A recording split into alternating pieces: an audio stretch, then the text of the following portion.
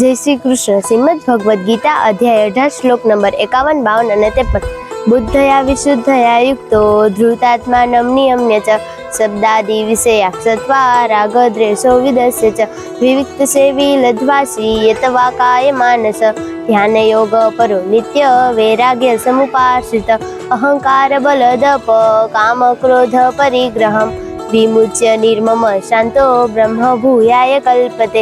વિશુદ્ધ થયેલી બુદ્ધિથી યુક્ત, પચવામાં હલકો, સાત્વિક અને નિયમિતપણે ખોરાક ખાનાર, શબ્દાદી વિષયોને ત્યજીને એકાંત તેમજ શુદ્ધ દેશનું સેવન કરનાર, સાત્વિક ધારણ શક્તિ દ્વારા અંતઃકરણ અને ઇન્દ્રિયોને સંયમિત કરીને મન, વાણી તથા શરીરને વશમાં રાખનાર, રાગ દ્વેષને સંપૂર્ણપણે નષ્ટ કરીને યોગ્ય રીતે દ્રઢ વૈરાગ્યનો આશ્રય લેનાર તથા અહંકાર, બળ, ઘમંડ, કામ, ક્રોધ અને પરિગ્રહને છોડીને નિરંતર ધ્યાન યોગમાં પરાયણ રહેનાર, મમત્વ વિનાનો અને શાંત માણસ સચ્ચિદાનંદ ઘન બ્રહ્મમાં અભિન્ન ભાવે સ્થિત રહેવાને પાત્ર બને છે. જય શ્રી કૃષ્ણ.